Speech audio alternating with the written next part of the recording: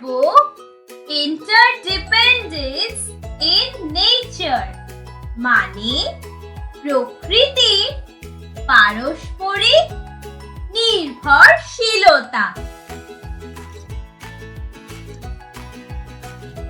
আচ্ছা রুমি দিদি, এই যে প্লান্টস অ্যানিমালস এর উপর ডিপেন্ড করে, অ্যানিমালস প্লান্টস এর উপর ডিপেন্ড করে, আবার লিভিং থিংস এর উপর ডিপেন্ড করে।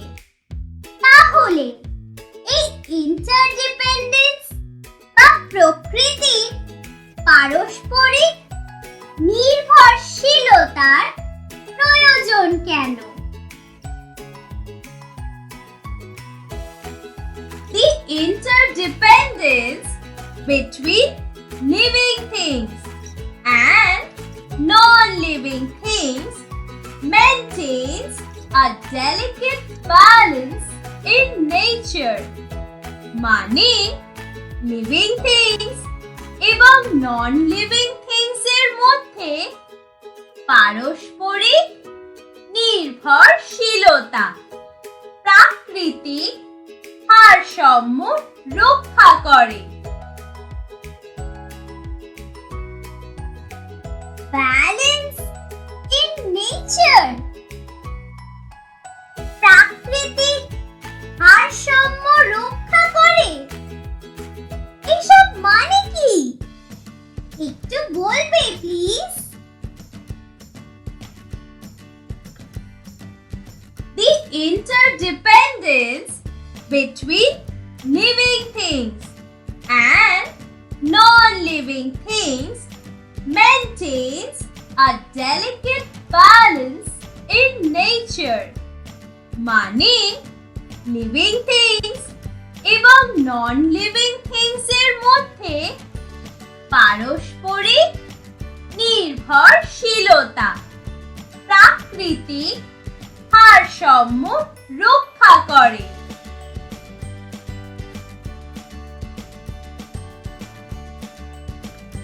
উফ, কি যে বলছো কিছুই বুঝতে পারছি না, ভালো করে বুঝিয়ে বলো। শোনো, তুমি কি ডিফরেস্টেশন বা অরণ্য বিনাশ কাকে বলে জানো? ফরেস্ট বা অরণ্যে সমস্ত গাছ কেটে ফাঁকা করে দেয়াকে ডিফরেস্টেশন বা অরণ্য বিনাশ বলে। এই ডিফরেস্টেশন বা অতিরিক্ত পরিমাণে গাছ কেটে জঙ্গলকে একেবারে ফাঁকা করে দেওয়ার ফলে প্রাকৃতিক ভারসাম্য বা দ্য ব্যালেন্স ইন নেচার নষ্ট হয়।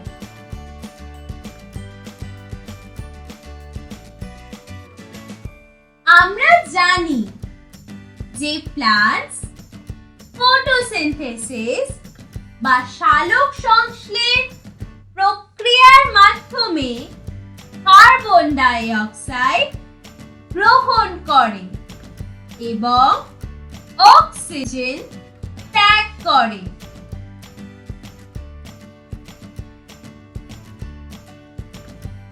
এর ফলে বাতাসে অক্সিজেনের মাত্রা বাড়ে।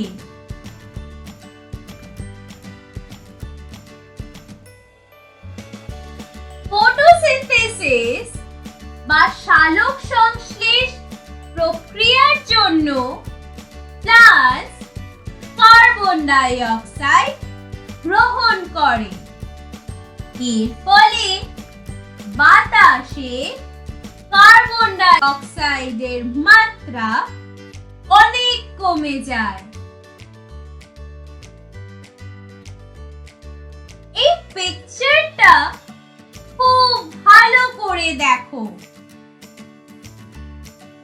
যে কোনো লিভিং থিংস ব্রিদিং এর সময় মানে শ্বাস প্রশ্বাস নেওয়ার সময় অক্সিজেন গ্রহণ করে আর কার্বন ডাই অক্সাইড ত্যাগ করে। প্লান্টস ফটোসিনথেসিসের সময় কার্বন ডাই অক্সাইড গ্রহণ করে এবং অক্সিজেন ত্যাগ করে। তার মানে প্লান্টস যে অক্সিজেন ত্যাগ করে সেটা লিভিং থিংসরা নিঃশ্বাস নেওয়ার সময় গ্রহণ করে আর লিভিং থিংস যে কার্বন ডাই অক্সাইড ত্যাগ করে প্লান্টস সেটা গ্রহণ করে।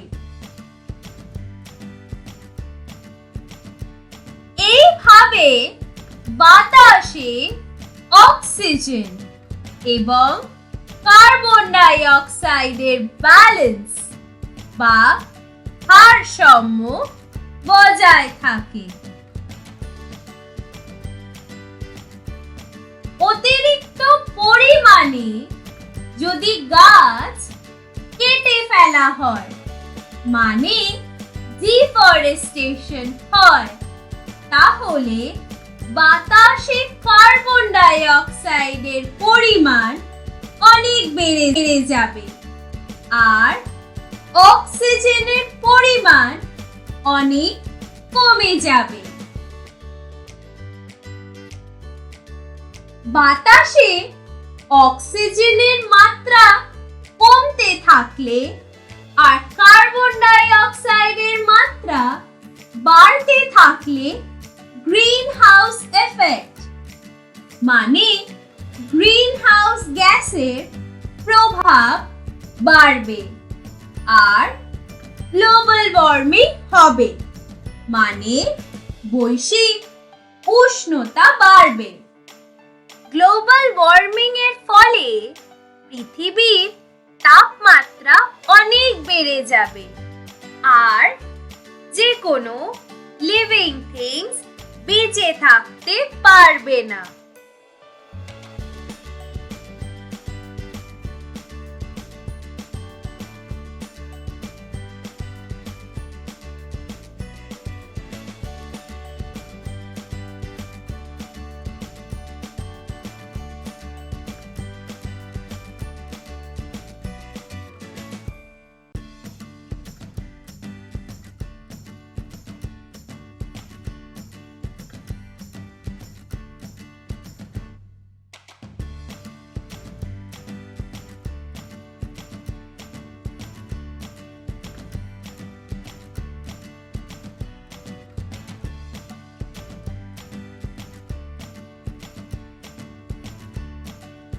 বাতাসে অক্সিজেনের মাত্রা কমতে থাকলে আর কার্বন ডাই অক্সাইডের মাত্রা বাড়তে থাকলে গ্রিন হাউস এফেক্ট মানে গ্রিন হাউস গ্যাসের প্রভাব বাড়বে আর গ্লোবাল ওয়ার্মিং হবে মানে বৈশ্বিক উষ্ণতা বাড়বে।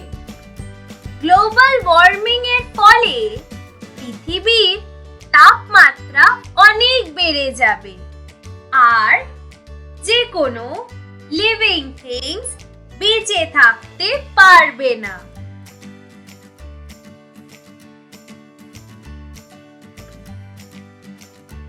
প্লান্টস সয়েল থেকে ওয়াটার অ্যাবজর্ব করে মানে মাটি থেকে জল শোষণ করে।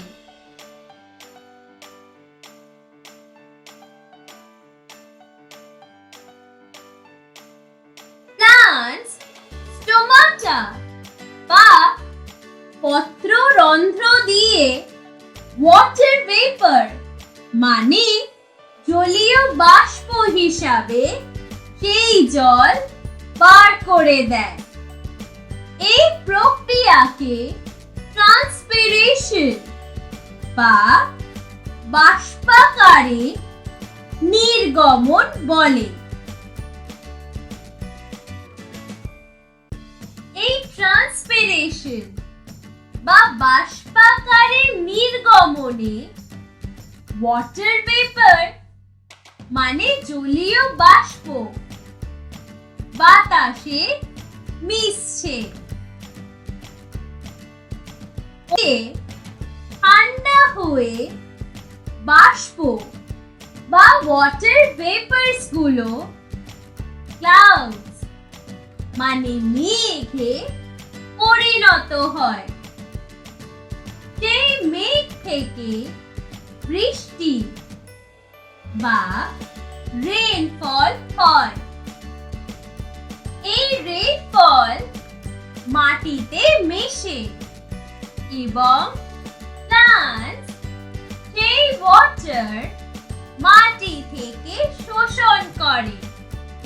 এইভাবে ট্রান্সপিরেশন ওয়াটার সাইকেল চলতে থাকে। তাই আমরা বলতে পারি গাছের জন্য বৃষ্টি হয়। অতিরিক্ত গাছ কেটে ফেললে বা ডিফরেস্টেশন করলে আর বৃষ্টি হবে না, কারণ গাছই তো থাকবে না। তাই মাটি থেকে ওয়াটার কেউ অ্যাবজর্ব করবে না। ওয়াটার জলীয় বাষ্পে পরিণত হবে না, তাই মেঘ তৈরি হবে না আর বৃষ্টিও হবে না। তার ফলে ট্রান্সপিরেশন ওয়াটার সাইকেল প্রক্রিয়া বন্ধ হয়ে যাবে আর প্রকৃতি জলের ভারসাম্য বা balance of water in nature নষ্ট হবে। তাই আমরা বলতে পারি plants maintain the balance of water in nature। আমরা বলতে পারি গাছের জন্য বৃষ্টি হয়।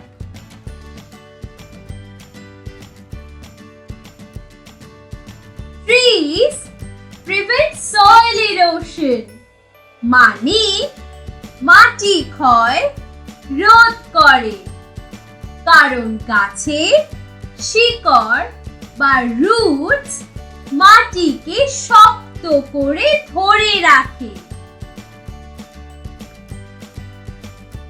যদি গাছ না থাকে তাহলে মাটিকে কে শক্ত করে ধরে রাখবে?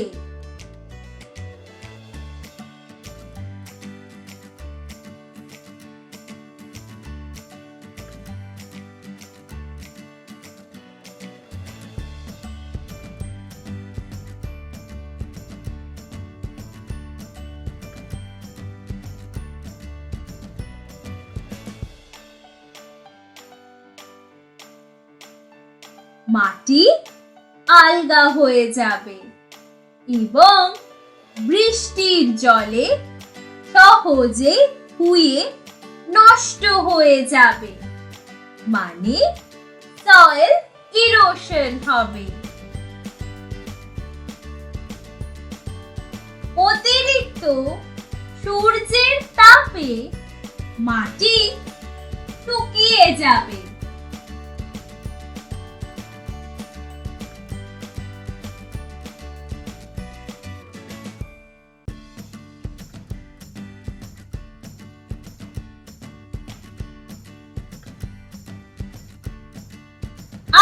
হাওয়া বইলে মাটি ধুলো হয়ে পড়ে যাবে, তখনও মাটি নষ্ট হবে, মানে সয়েল ইরোশন হবে আর মাটি barren land মানে নিষ্ফলা জমিতে পরিণত হবে কারণ কোনো ফসল হবে না।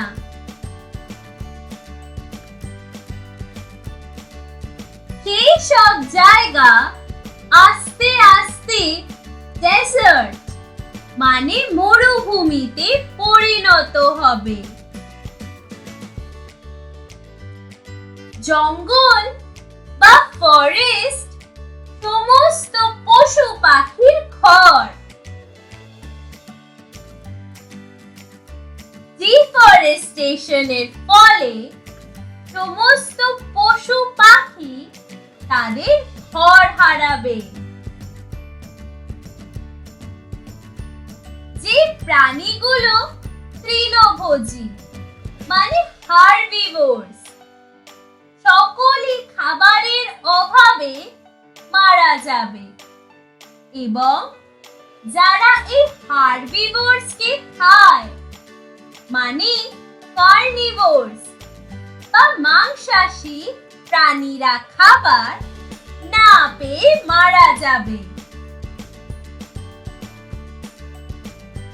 তাই গাছ না থাকলে ফুড চেইন বা খাদ্য শৃঙ্খলা নষ্ট হবে, কোনো প্রাণী বাঁচবে না। তাই আমাদের উচিত প্লান্টস না কাটা এবং প্লান্টসকে রক্ষা করা আর নতুন নতুন গাছ বসানো, তবেই প্রাকৃতিক ভারসাম্য রক্ষা হবে। এবার বুঝলে রিনি ব্যালেন্স ইন নেচার কতটা ইম্পর্টেন্ট? হ্যাঁ দিদি, এবার বুঝতে পেরেছি। আশা করি তোমরাও বুঝতে পেরেছো যে ব্যালেন্স ইন নেচার মেইনটেইন করা কতটা important. Thank you for watching.